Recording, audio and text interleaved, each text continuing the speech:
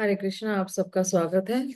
ओम अज्ञानतिमिरन्धस्य ज्ञानाञ्जनाशलाकाय चक्षुरुन्मिलितं येन तस्मै श्रीगुरवे नमः। श्रीचैतन्यं मनोभीष्टं स्थापितं येन भूतले स्वयं रूप कदा मह्यं ददाति स्वपदान्तिकं। नमो विष्णुपदाय कृष्णपृष्ठाय भूतले श्रीमते भक्तिवेदान्त स्वामिनिति नामिने। नमस्ते सरस्वते देवे गौरवाणी प्रचारिणे निर्विशेष शून्यवादी पाश्चात देश तारिणे। हे कृष्णा करुणा सिंधु दीन बंधु जगतपते गोपेश गोपिका कांत राधा कांत नमस्तुते। तप्त कांचन गौरांगी राधे वृंदावनेश्वरी वृषभानुसुते देवी प्रणमामि हरिप्रिये। वाञ्छाकल्पतरुभ्यश्च कृपा सिन्धुभ्य एव च पतितानं पावनेभ्यो वैष्णवेभ्यो नमो नमः। श्री कृष्णा चैतन्य प्रभु नित्यानंद श्री अद्वैत गदाधर शिवासादि गौर भक्त वृंद। हरे कृष्णा कृष्णा कृष्णा कृष्णा हरे हरे, हरे राम राम राम हरे हरे। हरे कृष्णा। आप सभी का स्वागत है आज के इस सत्र में। हरे तो कृष्ण माता जी, दंडवत प्रणाम। दंडवत प्रणाम।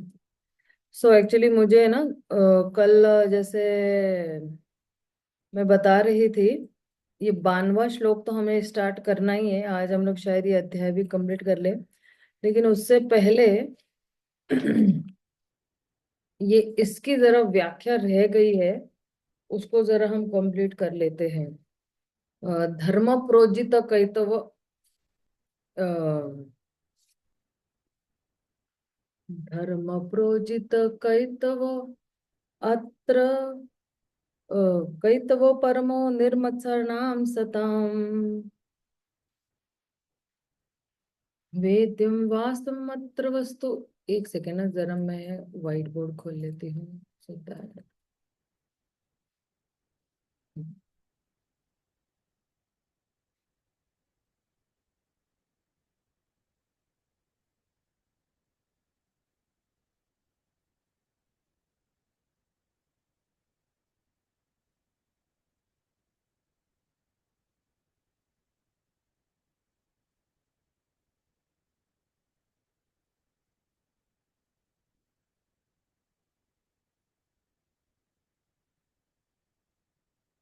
तो ये एक हमारा जो है श्लोक, वो जरा रह गया है। हम्म भागवतम के जो बिल्कुल दूसरा वाला श्लोक है, धर्म प्रोजित कैतव अत्र। अभी ये अत्र शब्द है ना, 3 बार आया हुआ है यहाँ पे, ठीक है। धर्म प्रोजित कैतवो अत्र परमो निर्मत्सरणाम सताम वेद्यं वासमत्र वस्तु शिवदम तापत्रयोन्मूलनम। श्रीमद्भागवतम महामुनि कृते किं वा परेरीश्वरे साध्यो हि अवरुध्यते अत्र कृतभिः सुश्रुभिस्तत्क्षणात्। तो इसका जरा देख लेते हैं हम लोग, क्योंकि भागवतम में आया है। और क्योंकि ये भागवतम का ये जो सेकंड वाला श्लोक है ना, 1.1.2 श्रीमद् भागवतम का, ये जो दूसरे नंबर का श्लोक है, ये अभिधेय है।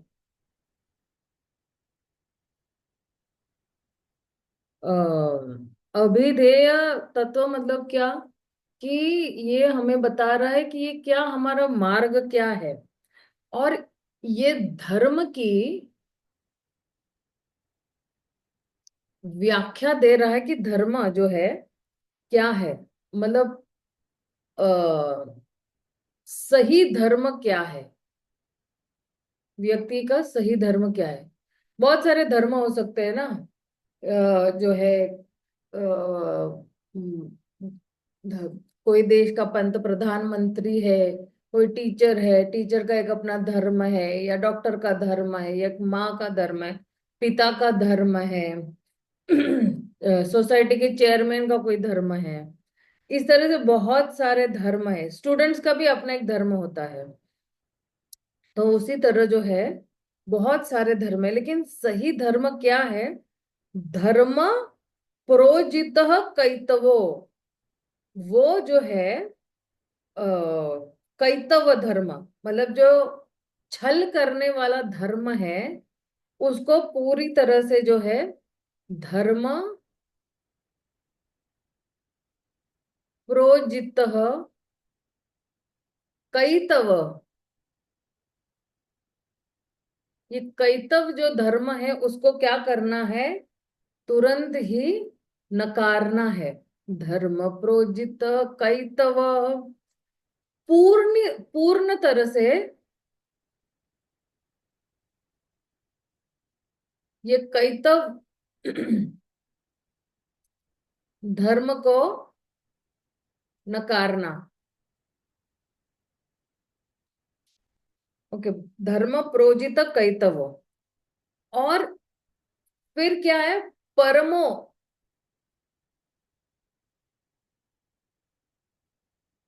तो अभी कौन सा धर्म है और कौन सा ये परम धर्म है? तो ये जो श्रीमद् भागवतम है, पहला तो धर्म प्रोजित कर, यानी पूरी तरह कैतव धर्म को नकारता है, पहला पॉइंट। दूसरा पॉइंट ये है कि ये परम है। ये श्रीमद् भागवतम है, ये क्या है? ये परम धर्म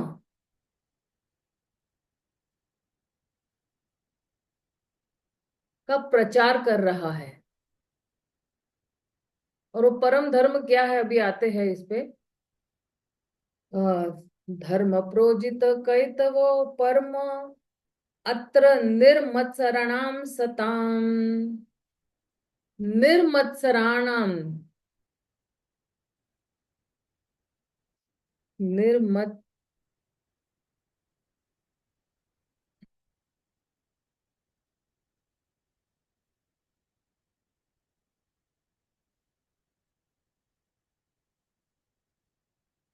निर्मत्सराणाम सताम वेद्यम।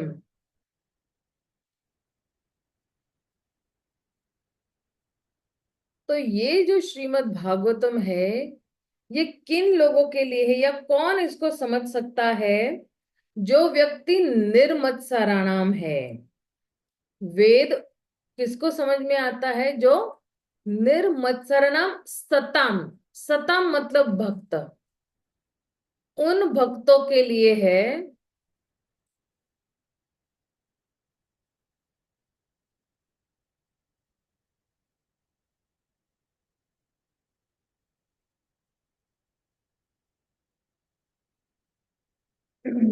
जो अः ईर्ष्या रहित है,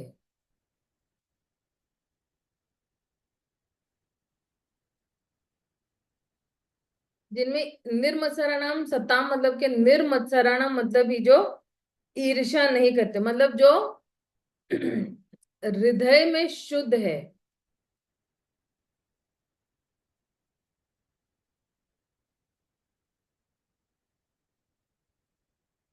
और आगे क्या कह रहे हैं? धर्म प्रोजित कैतवो अत्र परमो निर्मत्सराणाम सताम अ, वेद्यम वास्तवम अत्र वस्तु। तो अरे हिंदी लिखना था ना मुझे, ठीक है।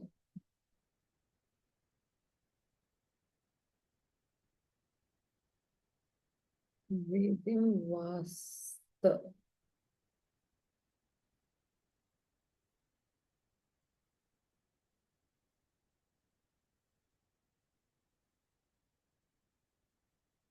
और वस्तु,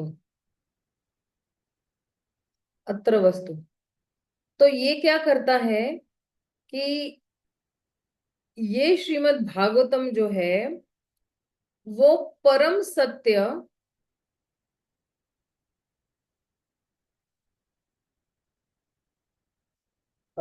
परम सत्य को भ्रम से भेद कर आता है।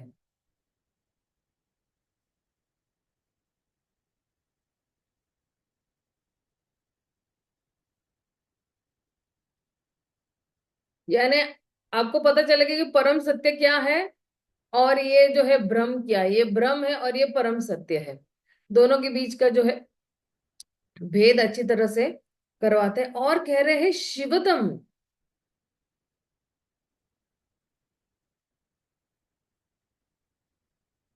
शिवतम मतलब क्या कि ये जो है सभी के कल्याण के लिए है।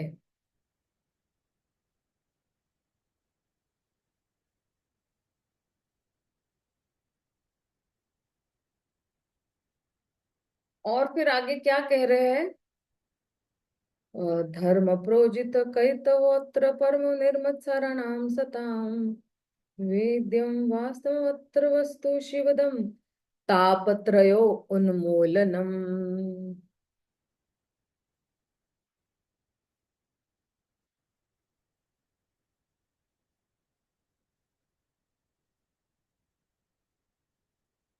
तापत्रय मतलब क्या कि जो तीन ताप है उसको उखाड़ देता है। आप बोलोगे माता जी, अगर कोई सुनामी आया, भूकंप आया, बाढ़ आई, किसी ने हमें कुछ कह दिया या कोई कष्ट हुआ, शारीरिक कष्ट, इसको भी उखाड़ के फेंक देता है। क्योंकि ये भागवतम जब कोई पढ़ रहा होता है उसको ये सब चीज, ये चीजों का ना एहसास नहीं होता है, वो नासूर बन जाता है इन सब चीजों के प्रति। और कह रहे आगे, नया पेज लेती हूँ मैं। कह रहे कि महामुनि कृते।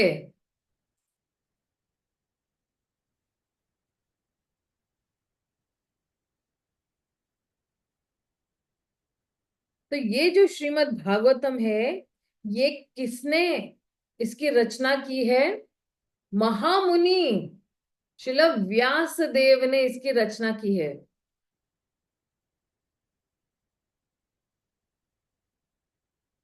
और व्यास देव ने जब इसकी रचना की है तो मतलब कोई ऐसे ही उनको ख्याल नहीं आया था कि चलो आज भागवतम लिखना मैं शुरू कर देता हूं। नहीं, व्यास देव ने अपनी परिपक्व अवस्था में लिखी हुई है। उन्होंने इसके लिए जो है काफी मननम किया हुआ है, काफी ध्यान किया हुआ है। सरस्वती नदी के किनारे बैठकर बहुत ध्यान किया हुआ है। वो ध्यान करने के बाद और अपनी परिपक्व अवस्था में जो है वो किया है। और ये जो श्रीमद् भागवतम है ये पर्याप्त है।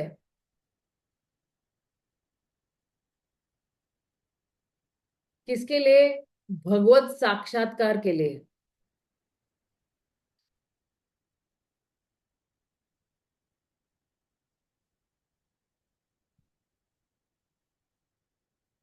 ये महामुनि कृत है क्योंकि श्रील व्यास देव ने अपनी परिपक्व अवस्था में लिखा हुआ है।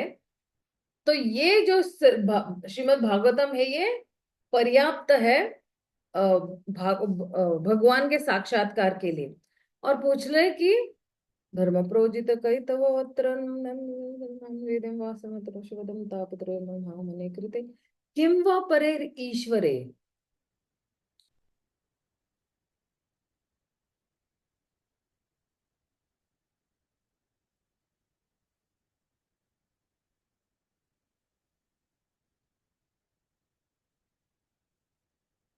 तो किं वा परेर ईश्वर मतलब दूसरे किसी ग्रंथ की क्या जरूरत है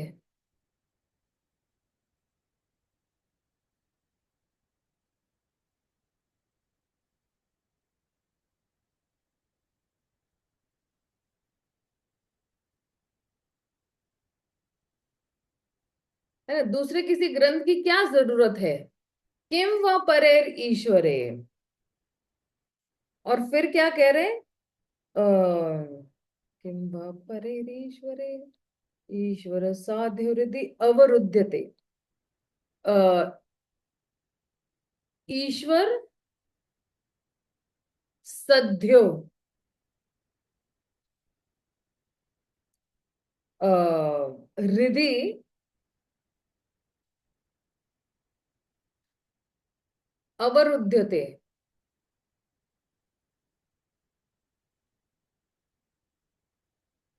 तो कह रहे हैं कि ईश्वर सध्यो, तुरंत ही जो है भगवान जो है हृदय में जो है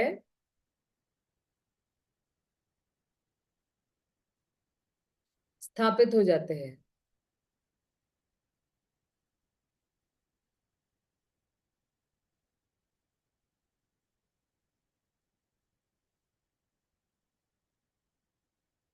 और इसलिए जो है अगर कोई अपने आप को जो है वो श्रीमद् भागवतम पढ़ने के लिए समर्पित कर देता है, तो तुरंत ही भगवान जो है उसके हृदय में जो है वो बंदी बन जाते हैं, तुरंत ही। और फिर जो है क्या कह रहे हैं, हम्म कृति भी सुश्रुभि तत्क्षणात्। तत्क्षणात् मतलब क्या,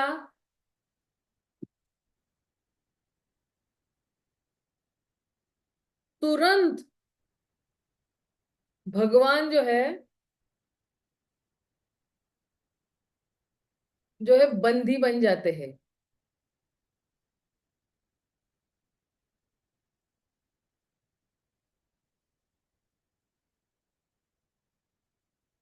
उसके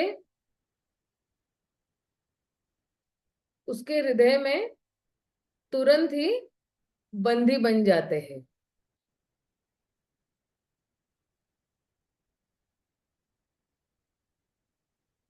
तो तुरंत सोचिए, कई बिल्कुल अपने आप को समर्पित कर रहा है, लेकिन इसके लिए भी एक योग्यता होनी चाहिए। तो क्या कह रहे हैं, कृति भी सुश्रुभिष। कृति भी सुश्रुभिष मतलब क्या, कि अगर कोई जो है ध्यान से और विनम्र भाव से, अगर कोई ध्यान से विनम्र भाव से, तो ही जो है भगवान बंदी बन जाते हैं। एक तो ध्यान से सुनना है, और जो है विनम्र भाव से अगर कोई सुनता है, तो व्यक्ति जो है, ये धर्म प्रोजित कैतव है। अब इसमें जो है अगर देखेंगे, एक नया पेज ले लेती हूँ मैं। इसमें अगर देखेंगे कि अ, अगर कोई भी व्यक्ति जो है जैसे मान लो कि 84 लाख योनियां है, 84 लाख योनियों को पार करते मनुष्य 4 लाख में से किसी एक योनि में आता है, मनुष्य योनि में। और मनुष्य योनि में भी आने के बाद वो क्या करता है, एक सेकेंड। मनुष्य योनि में आने के बाद भी वो क्या करता है, अगर उसका जन्म भारत भूमि में हुआ है, भारत भूमि में भी जो है मनुष्य जन्म लेके उसका फिर क्या है, धर्म, धर्म का अगर वो जो है पालन करता है, लेकिन धर्म करने के बजाय वो क्या करता है, कर्म कांड में लिप्त हो जाता है। कर्म कांड मतलब क्या, कि इंद्र तृप्ति करना, ठीक है। और कर्म कांड करते करते उसको थोड़ा एहसास हो जाता है कि मुझे थोड़ा कुछ कर्म योग भी करना चाहिए। कर्म योग मतलब थोड़ी कुछ जिम्मेदारी उसको जो है महसूस होती है। तो कर्म योग में भी दो चीज होते हैं, एक तो होता है सकाम कर्म योग, और दूसरा होता है निष्काम कर्म योग। ओके। तो सकाम कर्म योग में आपके पास जो है बहुत सारी इच्छाएं होती है इंद्र तृप्ति की, फिर भी। लेकिन निष्काम कर्म योग में कोई इच्छा नहीं होती है, कोई भौतिक इच्छा नहीं रहती है। तो अगर आप देखना कि धीरे धीरे ये अगर निष्काम कर्मयोगी है, इसको ज्ञान हो जाता है, तो ये ज्ञान योग में जो है वो करना शुरू हो जाता है कि मुझको ज्ञान आ गया कि अच्छा मुझे थोड़ा बहुत, फिर भी थोड़ी बहुत भौतिक इच्छाएं रहती है। और ज्ञान योग के बाद वो ध्यान योग करता है।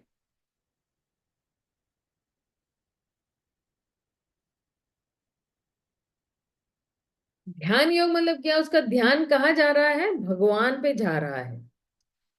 तो जब उसके पास कोई भौतिक इच्छाएं नहीं होती है, तो वो किस पे ध्यान कर रहा होता है, परमात्मा पे।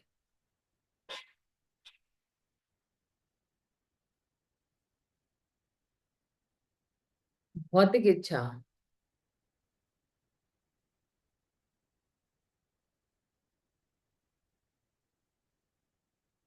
उसके पास जब कोई भौतिक इच्छा नहीं होती, वो किस पे ध्यान कर रहा है, परमात्मा। लेकिन अगर वो योगी जिसके पास कोई भौतिक इच्छाएं अभी भी बाकी है ना, उसके पास भौतिक इच्छाएं यस है ना। इसको थोड़ा लंबा कर देते ताकि यहाँ पे मैं लिख सकूं।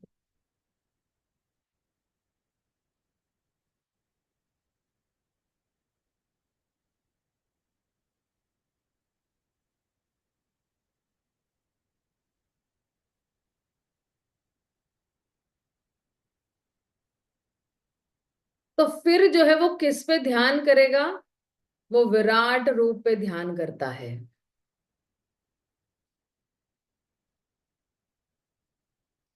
तो जिसके पास भौतिक इच्छाएं नहीं होती, वो परमात्मा रूप पे ध्यान कर रहा है, क्योंकि ये दो प्रकार के योगियों के बारे में बात हो रही है। एक है जो परमात्मा पे ध्यान कर रहा है, एक है जो विराट रूप पे ध्यान कर रहा है। अब विराट, हालांकि जो ये विराट रूप पे अगर कोई ध्यान कर रहा है तो ये गलत भी नहीं है, क्योंकि ब्रह्मा जी भी कभी कभी जब भूल जाते हैं ना, तब फिर से विराट रूप पे जब सृष्टि की रचना करना भूल जाते हैं, तो वो फिर से विराट रूप पे ध्यान करते हैं और फिर से सृष्टि की रचना करते हैं। तो ये भी बोनाफाइड है, एक प्रामाणिक जो है मार्ग है। ठीक है। तो अगर फिर से ये जो विराट रूप है, इसके पास अगर कोई भौतिक इच्छाएं नहीं है, तो ये परमात्मा पे फिर से, क्योंकि ये विराट रूप पे ध्यान कर करके अपने आप को पवित्र कर लेगा।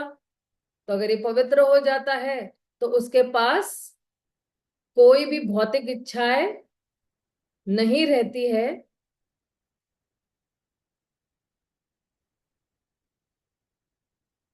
कोई भौतिक इच्छाएं नहीं रहती, तो फिर वो फिर से परमात्मा पे ध्यान करता है। और अगर उसके पास फिर भी भौतिक इच्छाएं है,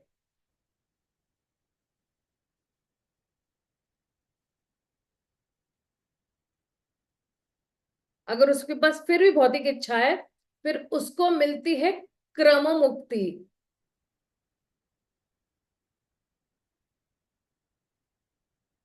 इसको क्या मिलती है, क्रम मुक्ति। अब आप मुझे पूछोगे कि ये क्रम मुक्ति क्या है, तो ये क्रम मुक्ति मतलब क्या, कि अ, इस इस भूलोक को भेद कर जो है, अ, और ये बहुत सारे ये जो है, इस ब्रह्मांड के बहुत सारे लेयर्स होते हैं। लेयर को क्या बोलेंगे, परत। तो जो पहला परत होता है, वैष्णवार लोक होता है। फिर इसको भेद कर जाता है तो फिर शिशुमार लोक में जाता है। फिर शिशुमार लोक से फिर वो महार लोक जाता है, भेद कर। महार लोक को भेद कर फिर वो ब्रह्म लोक तक पहुंच जाता है। ये ब्रह्मांड को हर बार वो भेद रहा है। फिर ब्रह्मलोक के बाद आ, ऐसे 5 और लेयर है। 1 2 3 4 ऐसे, अभी थोड़ा पर हमारे पास जरा नहीं है जगह। तो पृथ्वी, जल, वायु, आकाश, और ये एक एक परत जो है वो एक एक से 10 10 गुना ज्यादा है। और फिर जो है वो किसको भेदता है? वो वो मिथ्या अहंकार को भेदता है। अहंकार को भेदने के बाद महतत्व को भेदता है। महतत्व को भेदने के बाद प्रधान को भेदता है। और प्रधान को भेदने के बाद लास्ट फिर उसको क्या मिलती है? लास्ट परत को पार करने के बाद उसको फिर मिलती है मुक्ति। अब बोलोगे माता जी कितना लंबा प्रोसेस है, इससे तो हम लोग भक्ति ही कर ले। राइट, ये क्रम मुक्ति है जो विराट रूप, जो जिसपे जो है वो ध्यान कर रहा है, तो उसको फिर इस तरह से जाना। अब आइए जरा ये दूसरे प्रकार के योगी के पास आते हैं जो परमात्मा पे ध्यान कर रहा है। जो ये जो ध्यान योगी है ना, इसका एक ही लक्ष्य है। इसका गोल क्या है?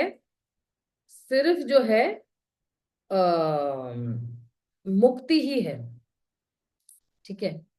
तो ये क्या करता है कि ये जो है भगवान पे ध्यान करता है। इसका जो मेन लक्ष्य है वो ध्यान ही करना है, भगवान के रूप पर ध्यान करना। और वो धारणा आश्रय जो है ना। और फिर जो है इसको क्या मिलता है? इसको मिलती है मुक्ति। ओके। और ये जो मुक्ति है वो साधारण मुक्ति नहीं, ये वाली जो है वो, ये जो है ये ध्यान कर करके ये भक्ति योगी बन जाता है।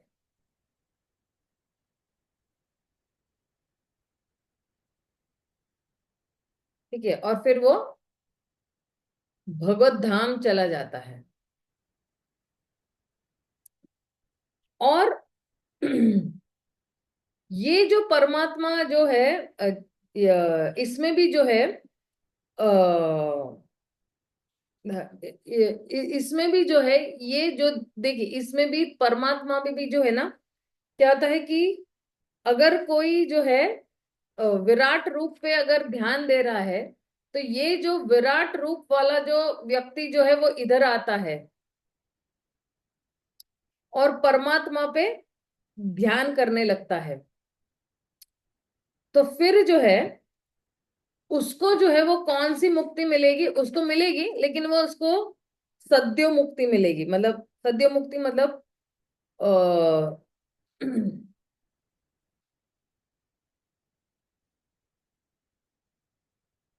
ये भी जरा समझ लेते हैं सद्यो मुक्ति क्या है। ये सद्यो मुक्ति मतलब क्या? सद्यो मतलब तुरंत ही मुक्ति मिल जाती है। जैसे ही वो ध्यान व्यान करना और अपने चरम सीमा पे पहुंच जाता है। एक्चुअली ये तो सद्यो मुक्ति इसको भी मिल रही है। ये जो भक्ति योगी है इसको ऑलरेडी मिल रही है। ये नहीं कि नहीं मिल रही है, लेकिन ये यहाँ से जो आया हुआ है, जिसके पास अब कोई भौतिक इच्छाएं नहीं रही है, तो फिर इसको जो है वो सद्यो मुक्ति मिलती है। और ये जो व्यक्ति है उसको अ, उसको क्या एग्जैक्टली आध्यात्मिक जगत में मिलता है? वो है शांत रति।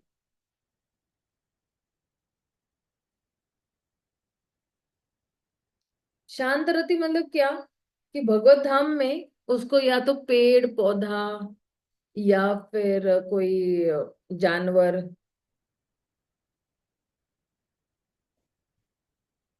वो उस भाव में जो है भगवान की सेवा करता है। तो ये जो है ये सारा जो है आ, ये पूरा जो है ये जो है जो कोई भी भगवान पे भक्ति कर रहा है, भगवान पे ध्यान कर रहा है। और ये जो ध्यान योगी है ये कौन है पता है आपको? ये है अष्टांग योगी ही है।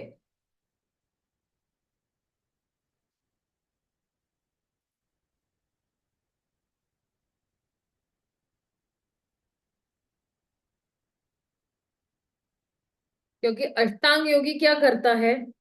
यम नियम आसन,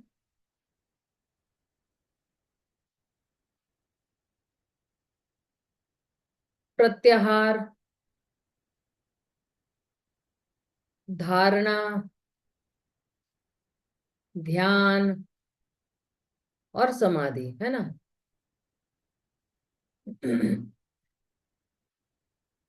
तो इस तरह से जो है, ये जो है यम नियम, धीरे धीरे आसन, प्रत्याहार, धारणा, ध्यान करते करते करते करते जो है वो ध्यान योगी बन जाता है। एक्चुअली वो ध्यान योगी किस पॉइंट पे बन जाता है, जब वो एक्चुअली रियली भगवान के अंगों पर ध्यान करता है।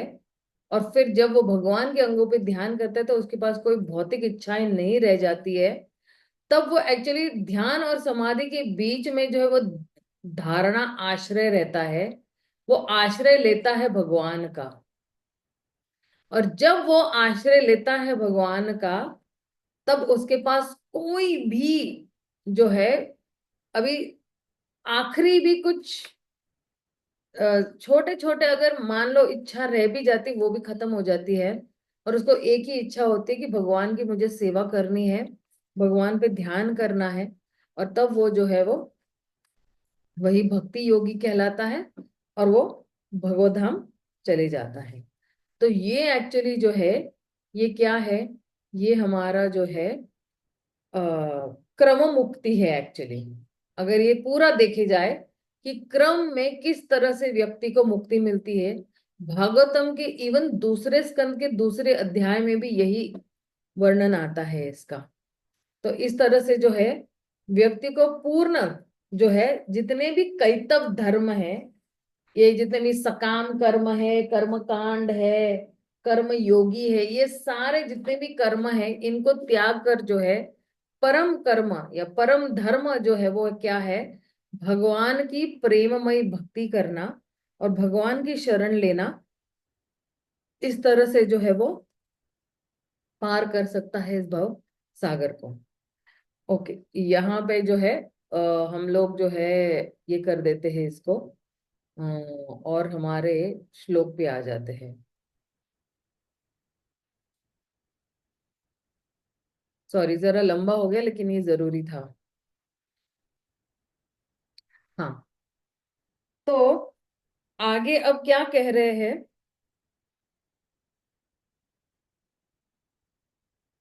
क्योंकि आप देखिए इवन भागवतम के दूसरे अध्याय में भी इसी की पुष्टि की गई है।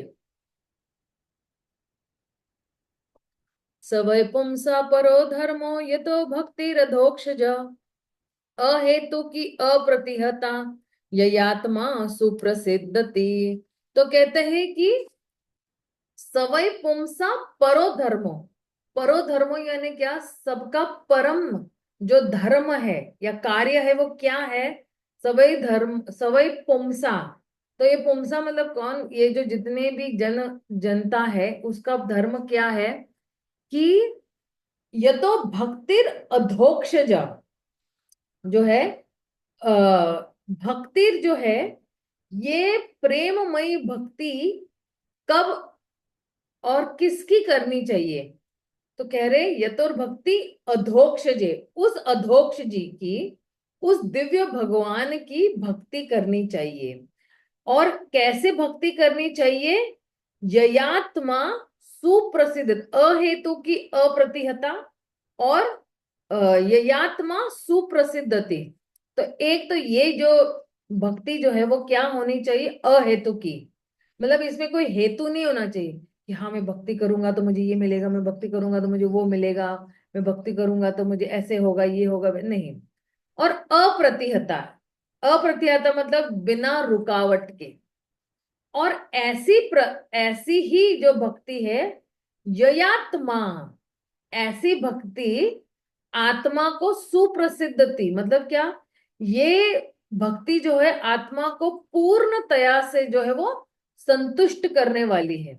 जो संतुष्ट जो सेटिस्फैक्शन हम लोग ढूंढ रहे हैं इस दुनिया में, वो सेटिस्फैक्शन हमको सिर्फ भक्ति करने से ही होगी।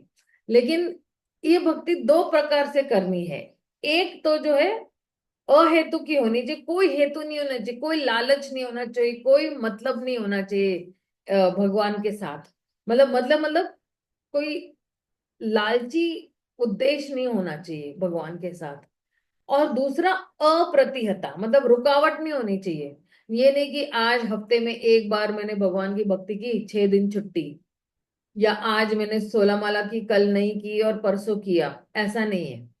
निरंतर करते जाओगे, निरंतर करते जाओगे तो हमारा हृदय साफ होता जाएगा। और जैसे जैसे निरंतर रोज करते जाओगे तो हृदय को जो संतुष्टि चाहिए वो मिलती जाएगी। और इसलिए जो है, ये जब कह रहे हैं परो धर्मो, सवय पुंसा परो धर्मो, ये जो है परम धर्म है जीवात्मा का। क्योंकि ये कोई भौतिक धर्म नहीं है, ये आध्यात्मिक धर्म है। और ये जो है जीव का वास्तविक धर्म है, जो व्यक्ति को भगवान का भक्त बनाता है और भगवान के लिए प्रेम जागृत कर रहा है। और जीव सदैव भगवान को प्रेम करता आया है, लेकिन अभी जो है वो माया के वश में आके वो ढक गया, 3 गुणों से ढक गया है, और इसलिए भगवान को भूल गया है। और इसलिए जो है परम धर्म वही है। अभी अगर हम कोई बोलेंगे ना ये हमारा धर्म है, लेकिन नहीं, परम धर्म यही है कि जो कोई भी भगवान के नाम गुण रूप लीला का वर्णन कर रहा है और उसका आस्वादन कर रहा है, वही परम धर्म कहलाता है। अब कोई पूछेगा कि माता जी यहाँ पे ना भक्ति भक्ति भक्ति बोल रहे हो, ये भक्ति जो है सबसे ऊंचा क्यों रखा हुआ है? कर्म कांड को ऊंचा क्यों नहीं रखा है? ज्ञान कांड को ऊंचा क्यों नहीं रखा है? ध्यान रोग या ध्यान योग, राज योग, हट्ट योग, इसको क्यों ऊपर नहीं रखा है? तो कहते हैं कि भक्ति ही जो है, भगवान के लिए जो भक्ति है वो उच्च है। क्योंकि जो है धर्म का मूल उद्देश्य यही है कि भगवान को संतुष्ट करें। धर्म की जो व्याख्या है, और धर्म की व्याख्या यही है कि वह धर्म जो भगवान के लिए प्रेम उत्पन्न कर सकता है वही सही धर्म है। बाकी सारे धर्म कैतव है, चीटिंग वाले हैं, धोखाधड़ी देने वाले, छल करने वाले हैं। तो वो धर्म जो भगवान के लिए प्रेम जागृत करता है वही सही धर्म है। और इसका लक्ष्य क्या है? क्योंकि अगर कोई वेद के बारे में बता रहा है या किसी शास्त्र के बारे में बता रहा है या किसी धर्म के बारे में बता रहा है, तो हर एक का एक ही ड्यूटी होता है, एक ही धर्म होता है कि वो भगवान को समझे और भगवान को समझने के बाद उनकी प्रेममयी सेवा करे। और इसलिए जो है केवल भक्ति ही है जो भगवान के लिए प्रेम जागृत कर सकती है। क्योंकि आ, क्योंकि हमारा जो मेन उद्देश्य है, मूल उद्देश्य यही है कि हमारा जो भगवान के साथ जो प्रेम है, जो सोया हुआ या खोया हुआ प्रेम है, उसको जागृत करना। तो ज्ञान ज्ञान ज्ञान योग या दूसरा कोई भी योग जो है, ये प्रेम जागृत नहीं करवा सकता है। और इसलिए व्यक्ति को भक्ति ही करनी पड़ेगी, ताकि उसकी जो वृत्ति है या उसका जो झुकाव है वो भगवान के पास और जाता जाए। और ये सारे सकाम कर्म योग सकाम कर्म योग या कर्म कांड है या कर्म योग है, इससे उनका जो है दिलचस्पी कम होती जाए और जो है भगवान में दिलचस्पी बढ़ती जाए। इसलिए जो है ये भक्ति जो है, अगले वाले श्लोकों में एक्चुअली आएगा कि ये भक्ति जो है ये जो है ये कंप्लीटली शुद्ध है। इवन अगर कोई किसी को अगर जैसे इस पे मैं बता देती हूँ कि अब अगर देखेंगे कि किसी को कर्म योग करना है, किसी को ज्ञान योग, किसी को अष्टांग योग, किसी को हठ योग करना है, ठीक है। तो इन सभी योगाओं में भक्ति का समावेश होना बहुत जरूरी है। इन सभ्यों में भक्ति का समावेश होना क्यों जरूरी है? क्योंकि अगर इनको अपनी चरम सीमा पे पहुंचाना है तो ये कर्म योग, ज्ञान योग, हट्ट योग और अष्टांग योग ये अपने आप में स्वतंत्र नहीं है। ये जो है ये भक्ति पर ही निर्भर है। अपनी चरम सीमा पे पहुंचने के लिए, ये 100% पहुंचने के लिए ये लोग, इनको सफलता तभी प्राप्त मिलेगी जब भक्ति योग का समावेश होगा इनमें, वरना इनको जो है सफलता प्राप्त नहीं होगी। जैसे अगर आप देखोगे, ये अष्टांग योगी क्या करता है? पहले यम करता है, फिर नियम, फिर आसन, है ना? तो जब ये यम का पालन कर रहा है और उसको इसमें सफलता प्राप्त कर मिलती है, तो वो क्या करता है? यम छोड़ देता है और नियमों पे जाता है। यम मतलब क्या? कि आप किस तरह से बैठते हो, क्या करते हो, आपकी पोजीशनिंग क्या हो। फिर ये नियम, अब जब नियम 100% पे पहुंच जाता है तो ये नियमों को भी छोड़कर फिर वो आसन में आ जाता है। फिर प्रत्याहार। लेकिन हर स्टेप पे वो जब वो जाता है तो इसको छोड़ते हुए आगे जाता है, और इसलिए प्राय, क्योंकि ये छोड़ते हुए जा रहा है, उसको जो है मे भी सफलता मिल जाएगी, लेकिन एक पॉइंट पे आके जो है उसका जो धैर्य है वो टूट जाता है, तो वो वापस नीचे आ जाता है, उसको सफलता प्राप्त नहीं होती है। लेकिन अगर कोई भक्ति को अपनाता है और इन सब जगहों को पार कर लेता है तो उसको सफलता प्राप्त होती है। जैसे अभी हम लोग ने ध्यान योगी के बारे में देख लिया था, राइट? तो इसीलिए कर्म योग हो या ज्ञान योग हो या ध्यान योग हो या अष्टांग योग हो, इन सभीयों में जो है भक्ति योग का समावेश होना बहुत जरूरी है उसके, उसको सफलता प्राप्त करने के लिए। और जो भक्ति योगी है, ये जो भक्ति योगी है, ये जो भक्ति योगी, उसके लिए साधन और साध्य, जो उसका गोल है और जो उसका मीन्स है ना? साधन और साध्य, ये साधन है और ये साध्य है, तो ये एक ही है। मतलब क्या? आप पूछोगे अरे साधन और साध्य किसे? देखिए, इस धरातल पे हम लोग क्या कर रहे हैं अभी? श्रवण, कीर्तन, स्मरण कर रहे हैं ना हम लोग। श्रवणम कीर्तनम नवदा भक्ति कर रहे हैं, नवदा भक्ति हम लोग कर रहे हैं अभी। लेकिन भगवत धाम जाकर भी, गोलोक वृंदावन में जाकर भी हम लोगों को यही करना है वहां पे।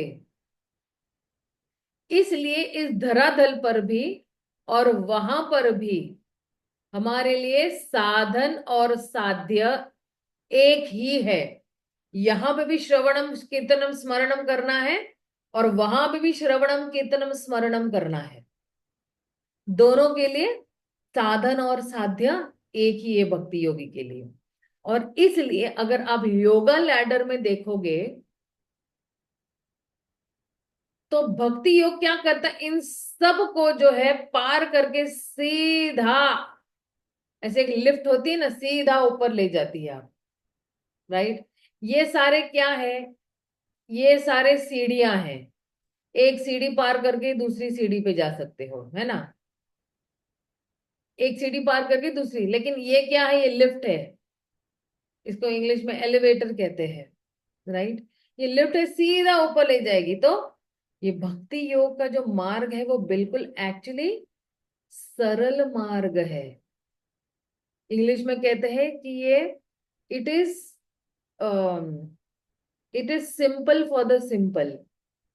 जो है सरल लोगों के लिए ये मार्ग सरल है, जो जटिल लोग हैं उनके लिए ये मार्ग जटिल लगेगा। जैसे आप देखिए ना, हमें कितना सरल लगता है ना, एक ही जगह पे बैठे बैठे जो है हमें क्या करना है, भगवान का नामों का स्मरण हम करना है, एक ही जगह पे बैठे बैठे पढ़ना है, राइट। तो कितना सरल मार्ग है। और उसमें जो है हमारे शरीर के जितने भी अंग है वो भी सारे संतुष्ट हो जाते हैं। तो इसलिए जो है ये एक्चुअली जो है परोधर्म है। सवै पुंसा परो धर्म यतिर भक्त अधोक्षजा अहेतु की अप्रतिहता यह आत्मा सुप्रसिद्धति। सॉरी, थोड़ा जरा ऑफ ट्रैक हो गए, लेकिन ये भी बहुत समझना जरूरी था। आज मुझे नहीं लग रहा है कि हमारा ये अध्याय कंप्लीट होगा, लेकिन ट्राई करते हैं, देखते हैं क्योंकि मेरे एक और लेक्चर बैंगलोर में भी है, भागवतम क्लास देना है मुझे 9 बजे बैंगलोर में। ओके, यहाँ से शुरू करते हैं। तारमध्ये मोक्ष वांचा कैतव प्रधाना, यहाँ होय ते कृष्ण भक्ति होय अंतर्ध्यान। सर्वोपरि मैं तदात्कार होकर मुक्ति प्राप्त करने की इच्छा करना प्रदान कैतव धर्म है, क्योंकि इससे कृष्ण की प्रेममय सेवा का स्थायी तौर पर लोप हो जाता है। तो जो मोक्ष भी जो है वो क्या है, वो कैतव धर्म है। मोक्ष मतलब मोक्ष की प्राप्ति करना भी ये क्या है, चीटिंग है, छल है ना। अगर कोई मोक्ष के लिए भी कामना कर रहा है, मोक्ष एक्चुअली यहाँ पे मोक्ष मतलब क्या, भगवान में लीन हो जाना। और ये बहुत सूक्ष्म रूप से जो है ये नास्तिकतावादी को जन्म देता है, भगवान में लीन हो जाना, ठीक है ना। तो इसलिए जो है इससे क्या हो जाता है, ये अगर कोई इच्छा करता है कि मुझे भगवान में लीन हो जाता है, तो फिर जो है भगवान की प्रेममयी सेवा जो है वो लुप्त हो जाती है, वो गायब हो जाती है उस जीवात्मा में। तो निर्विशेष ब्रह्म में विलीन होने की इच्छा नास्तिकता का सूक्ष्म रूप है। जब मुक्ति के वश वेश में छिपी ऐसी नास्तिकता को प्रोत्साहन मिलता है, तब मनुष्य पूर्ण पुरुषोत्तम भगवान के भक्ति मार्ग पर छल पाने में पूर्णतः अशक्त हो जाता है। फिर आगे क्या है, प्रशब्दते मोक्षाभिसन्निरप्र भीसन्धिरपि निरस्तः इति। तो उपसर्ग प्र श्रीमद् भागवतम के श्लोक में सूचित करता है कि मुक्ति की इच्छा का पूरी तरह से बहिष्कार कर दिया जाता है। कौन बहिष्कार कर रहा है, श्रीमद् भागवतम उस श्लोक में, धर्म प्रोजित कैतव श्लोक में जो है ये जो है प्रोजित मतलब क्या, कि ये जो मुक्ति की कामना भी है उसको भी पूरी तरह से उसका बहिष्कार कर रहा है। तात्पर्य, यह श्रीमद् भागवतम के महान भाष्यकार श्रीधर स्वामी की एक टिप्पणी है। ओके, फिर क्या कह रहे हैं, अब आप देखो कि ये वाला जो श्लोक है यहां से जो है ये सॉरी यही वाला श्लोक जो है, कृष्ण भक्तिर बाधक यत शुभाशुभ कर्म सेह एक जीवेर अज्ञान तमो धर्म। तो इस सभी प्रकार के शुभ तथा अशुभ कार्यकलाप जो भगवान कृष्ण की दिव्य प्रेममय सेवा में बाधक होते हुए तमोगुण से उत्पन्न कर्म है। ये सारे जितने भी शुभ अशुभ कर्म हैं, तो वो सारे क्या है, ये तमोगुण से उत्पन्न है। और क्या कह रहे आगे, भगवान चैतन्य तथा भगवान नित्यानंद की जो काव्यमय उपमा सूर्य तथा चंद्र से दी गई है वह अत्यंत सार्थक है।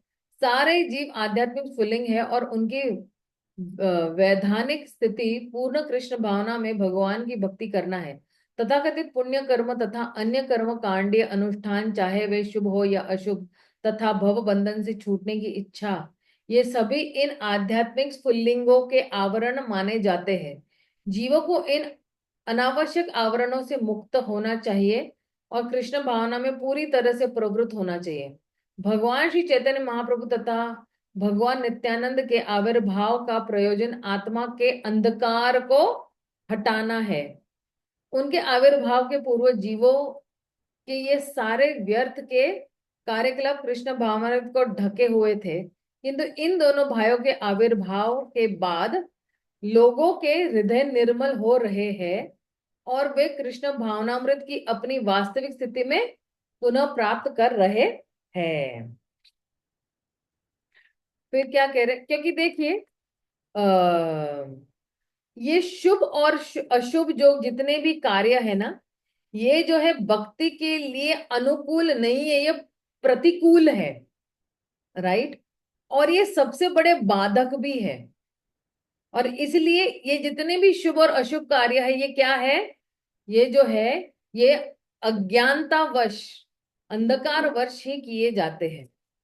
फिर यहाँ पे क्या कह रहे हैं आगे, याहार प्रसादे ए तमो होय नाश, तमो नाश करी करे तत्वेर प्रकाश।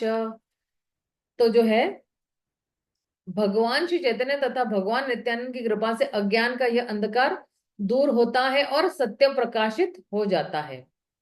तत्व वस्तु कृष्ण कृष्ण भक्ति प्रेम रूप, नाम संकीर्तन अब आनंद स्वरूप। परम सत्य तो कृष्ण है और शुद्ध प्रेम में प्रकट होने वाली कृष्ण के प्रति प्रेममय भक्ति पवित्र नाम के सामूहिक कीर्तन द्वारा प्राप्त की जाती है, जो सारे आनंद की सार है। सारे आनंद का सार है, ये तत्व वस्तु है।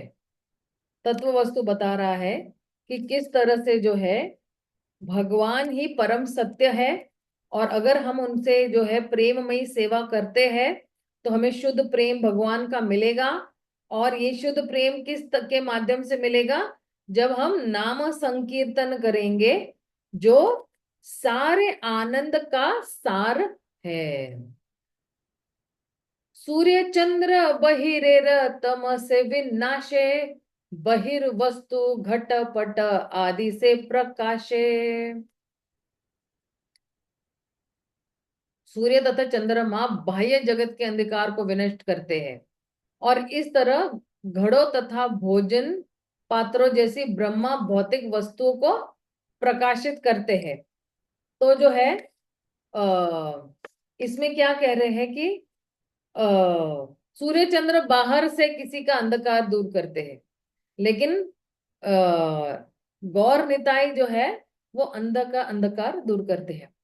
दुई भाई हृदय रक्षाली अंधकार, दुई भागवत संगे कारण साक्षात्कार।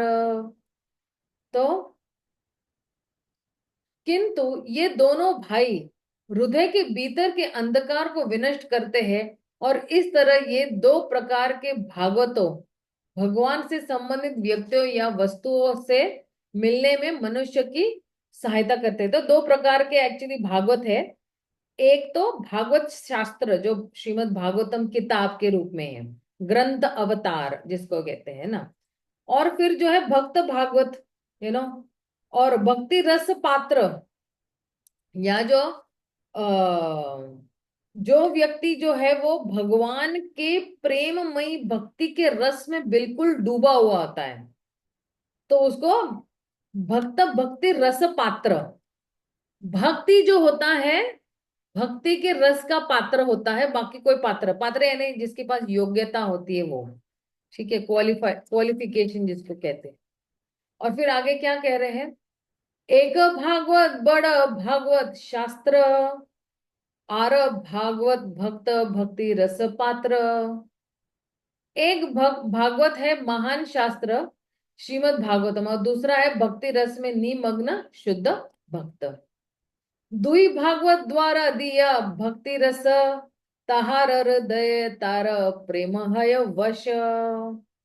तो इन दो भागवतों के कार्यों के माध्यम से भगवान जीव के हृदय में दिव्य प्रेममय सेवा के रस का संचार करते हैं, और इस तरह भक्त के हृदय में स्थित भगवान भक्त के प्रेम से वशीभूत हो जाते हैं। ये दो भागवतों के माध्यम से भगवान क्या करते हैं, वो भक्त के हृदय में या जीव के हृदय में प्रेममयी सेवा का रस का संचार कर रहे हैं। संचार करना यानी स्थापित करना, ठीक है ना, या बोलते ना डालना। और इस तरह से भक्त के हृदय में स्थित भगवान भक्त के प्रेम से वशीभूत हो जाते हैं। मतलब क्या, आ,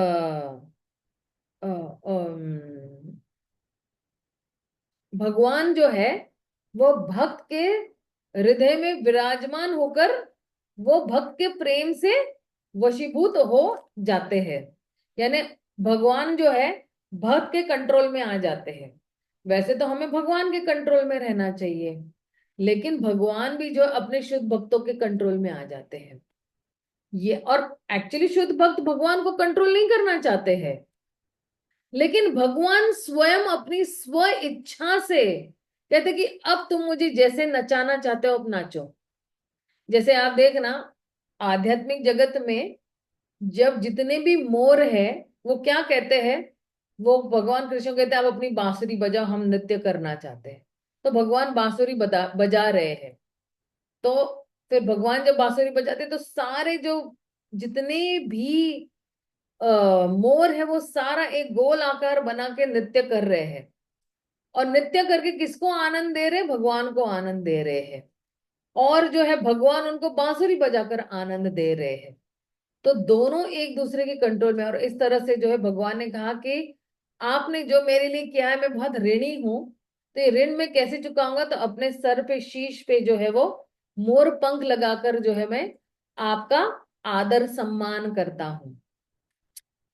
तो इस तरह से जो है भगवान जो है वश में आ जाते हैं। गोपियां भी है ना, बोलती है ना कृष्ण को चलो नाचो, चलो ये करो, चलो वो करो, ग्वाल बाल भी बोलते चलो ऐसे करो वैसे करो। तो भगवान उन प्रेमी भक्तों के वश में आ जाते हैं। एक अद्भुत सम काले दोहार प्रकाश, आर अद्भुत चित्त गुहार तम करे नाश। पहला आश्चर्य यह है कि दोनों भाई एक साथ प्रकट होते हैं। आप सोचोगे कि भाई नित्यानंद महाप्रभु तो पहले ही आ गए, चैतन्य महाप्रभु तो बाद में आए, ये कैसे हो गया। लेकिन दोनों एक्चुअली एक ही साथ आए हैं, राइट। और जो है दूसरा क्या है, यह कि हृदय की गहराई को प्रकाशित करते हैं। हृदय में जितना भी बिल्कुल गहरे जाके, बिल्कुल बोलते ना कोई गुफा है, बिल्कुल गहरी गुफा है, तो हृदय भी एक गुफा की तरह, तो बिल्कुल गहरे जाके आखिरी पॉइंट तक भी प्रकाश फेंकते हैं, टॉर्च फेंकते हैं, तो उस हृदय को प्रकाशित करते हैं। और फिर आगे क्या कह रहे हैं, ए चंद्र सूर्य दुई परम सदय, जगतेर भाग्य गौड़ करिल उदय। ये दोनों सूर्य तथा चंद्र संसार के लोगों के प्रति अत्यंत दयालु है। इस तरह समस्त लोगों के सौभाग्य हेतु वे बंगाल के क्षितिज पर उदित हुए हैं। सेन वंश की सुप्रसिद्ध प्राचीन राजधानी गौड़ या गौड़ के नाम से विख्यात थी और वर्तमान मालाद जिले में स्थित थी। बाद में यह राजधानी नवद्वीप के पास गंगा के पश्चिम दिशा में स्थित नवे अथवा मध्यवर्ती द्वीप में स्थानांतरित कर दी गई थी, जो आज मायापुर के नाम से विख्यात है। और तब यह गौड़पुर कहलाती है। वही चैतन्य महाप्रभु प्रकट हुए, वही नित्यानंद प्रभु बीरभूम जिले में आकर उनसे मिले। वे गौड़ देश के क्षितिज पर कृष्ण भावनामृत के विज्ञान का प्रसार करने के लिए प्रकट हुए। और यह भविष्यवाणी की गई है कि जिस तरह सूर्य तथा चंद्रमा धीरे धीरे पश्चिम दिशा में चलते जाते हैं, उसी तरह 500 वर्ष पूर्व उन्हें जो आंदोलन प्रारंभ किया वह उनकी कृपा से पाश्चात्य सभ्यताओं तक पहुंच जाएगा।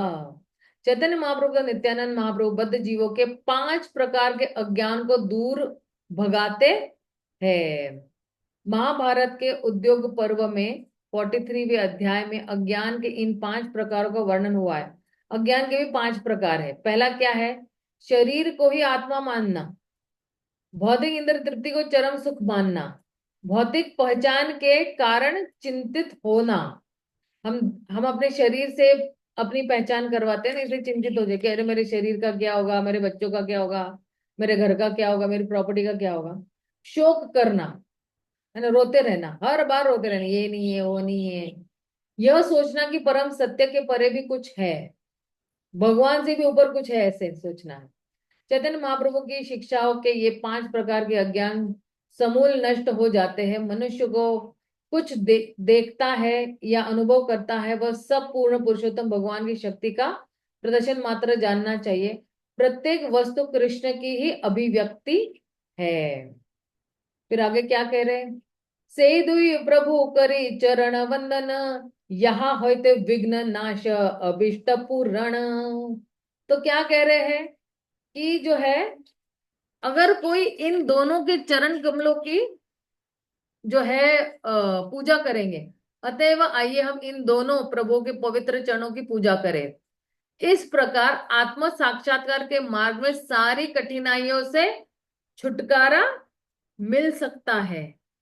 और क्या जो है, क्या कह रहे हैं आगे, सी चरण की पूजा करें, लेकिन आत्म साक्षात्कार के मार्ग में क्या होगा, सारी कठिनाइयों से छुटकारा मिल सकता है। और एक और है यहाँ पे, अभीष्ट पूर्ण। अभीष्ट पूर्ण मतलब इच्छाओं की पूर्ति हो जाएगी, सारी इच्छाओं की पूर्ति हो जाएगी। ते दुई श्लोके कैले मंगल वंदन, तृतीय श्लोकेर अर्थ शुन सर्वजन। तो क्या कह रहे हैं, मैं इन दोनों श्लोक के माध्यम से भगवान का आशीष प्राप्त करने की कामना रखता हूं, आशीर्वाद प्राप्त करना। कौन से 2 श्लोक, जो पहला श्लोक था इस अध्याय का और दूसरा श्लोक। अब ये जो तीसरा है, अब कृपा करके तृतीय श्लोक के तात्पर्य को ध्यान पूर्वक सुने। अब तीसरे श्लोक में जो है वो आशीष फिर से मांग रहे हैं। तो क्या कह रहे हैं,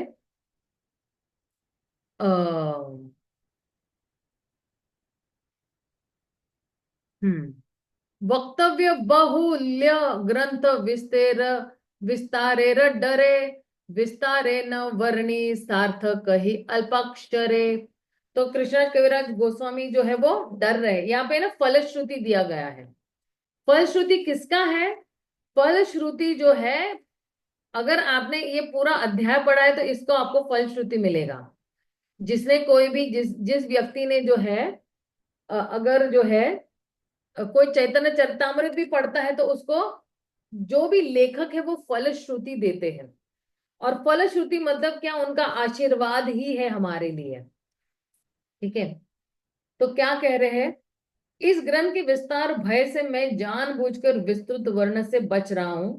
मैं यथा संभव संक्षेप में सार वर्णन करूंगा। देखो, भय भी है कि पूर्वती आचार्य को मैं लांग न लूं, क्योंकि चैतन्य भागवत किसने राज लिखा था, वृंदावन दास ठाकुर ने लिखा है, वो व्यास देव जी के अवतार है। तो वह डर रहे कि ये बहुत ज्यादा बड़ा ग्रंथ न बन जाए। मितः च चा सार च वचो ही विघ्न विघ्मिता। संक्षेप में ही कहा गया, सार रूपी सत्य ही सच्ची वाक्पटुकता है। तो कह रहे हैं कि अगर सत्य जो है वो संक्षेप में अगर बताया जाता है तो वही सच्ची वाक्पटुकता है। सुनीले खंडी बेचित्ते अज्ञानादि दोष, कृष्ण गाढ़ प्रेम पाइबे संतोष। विनीत भाव से इसका श्रवण करने मात्र से ही मनुष्य का हृदय अज्ञान के सारे दोषों से मुक्त हो जाएगा और उसे कृष्ण का प्रगाढ़ प्रेम प्राप्त हो सकेगा। यही शांति का मार्ग है। तो 3 चीज यहाँ पे बता रहे हैं। एक तो विनीत भाव से अगर कोई जो है श्रवण करेगा, ठीक है ना। और जो है क्या कह रहे हैं यहाँ पे, सुनीले खंडी बे चित्तेर अज्ञान आदि दोष। अगर कोई सुन रहा है खंडी बे चित्तेर, पहले तो क्या है, अगर सुन रहा है तो वो सारे अज्ञानता के दोष से मुक्त हो जाएगा। और अज्ञान आदि दोष, जितने भी अज्ञान के दोष है वो उससे मुक्त हो जाएगा। और उसे क्या मिलेगा? कृष्णेर गाढ़ प्रेम, उसको जो है वो गाढ़ प्रेम मिलेगा। और पाइबे संतोष, और क्या मिलेगा उस व्यक्ति को? बिल्कुल शांति का जो मार्ग है उसको संतुष्टि मिलेगी। और फिर क्या कह रहे हैं? विनीत भाव से इसका जो अगर कोई कर रहा है तो ये। फिर आगे क्या कह रहे? श्री चैतन्य नित्यानंद अद्वैत महत्व तार भक्त भक्ति नाम प्रेम रस तत्व भिन्न भिन्न लिखी याची करिया विचार सुनी ले जानी बे सब वस्तु तत्व सार। तो कह रहे हैं कि यदि कोई धैर्य पूर्वक श्री चैतन्य महाप्रभु नित्यानंद प्रभु तथा श्री अद्वैत प्रभु एवं उनके भक्तों भक्ति कार्य नाम यश तथा उनके दिव्य प्रेम में आदान प्रदान को के रस की महिमा का श्रवण करेगा तो वह परम सत्य के सार को जान सकेगा। इसलिए मैंने इनका वर्णन चैतन्य चरितामृत में तर्क तथा विवेक के साथ किया है। तो क्या कह रहे हैं कि चैतन्य महाप्रभु नित्यानंद महाप्रभु की जितनी भी महिमा है वह मैंने बिल्कुल तर्क और विवेक के साथ किया है, लॉजिक और बिना किसी भेद के किया हुआ है। और फिर आगे क्या कह रहे हैं आखिरी में? श्री रूप रघुनाथ पद यार आशा चैतन्य चरितामृत कहे कृष्णदास। तो कह रहे श्री रूप तथा श्री रघुनाथ के चरण कमलों में स्तुति करते हुए सदैव उनकी कृपा की कामना करते हुए और उनके चरण का अनुसरण करते हुए मैं कृष्णदास श्री चैतन्य चरितामृत का वर्णन कर रहा हूं। तो ये विनम्र भाव से जो है वो जो है जो 6 गोस्वामी है ना, उसमें से श्री रूप गोस्वामी रघुनाथ गोस्वामी, तो उनकी भी जो है कृपा याचना कर रहे हैं। और आ, ना और ये शिल प्रभुपाद also कह रहे हैं कि एक्चुअली आखिरी में अगर आप देखो आदि लीला के आखिरी में भी है ना, शिल प्रभुपाद एक्चुअली क्या समझाते हैं कि ये जो भगवान का चरित्र है ये कब समझ सकते हैं कि जो लोग 6 गोस्वामियों के पद चिन्हों पर चल रहे हैं ये भगवान का चरित्र वही लोग समझ सकते हैं। और इसलिए जो है जो गोस्वामी हम लोग सब रूपानुगा है ना, तो उन्हीं के पद चिन्हों पे चल रहे हैं। इस प्रकार से चैतन्य चरितामृत आदि लीला के गुरु वर्ग नामक प्रथम अध्याय का भक्ति वेदांत तात्पर्य पूर्ण हुआ। हरि बोल।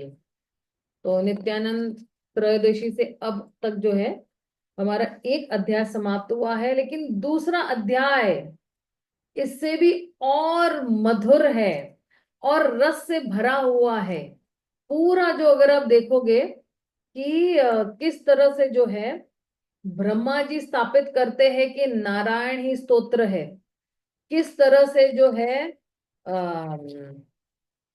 जो है ब्रह्मा बता रहे हैं कि मूल नारायण कौन है, कृष्ण ही मूल नारायण है। ब्रह्मा ये समझाते हैं कि नारायण और विष्णु जो है वो सारे कृष्ण के ही विस्तार है और भगवान जो है वो सर्वोच्च है। और जो है इस तरह से जो है हम लोग जो है अगला वाला अध्याय जो है वो जो है सोमवार से शुरू करेंगे, क्योंकि शनिवार और रविवार हमारी क्लासेस नहीं होती, सोमवार से शुरू करेंगे। ठीक है, किसी का अगर यहाँ पे कोई प्रश्न है या कोई शंका है तो आप पूछ सकते हो।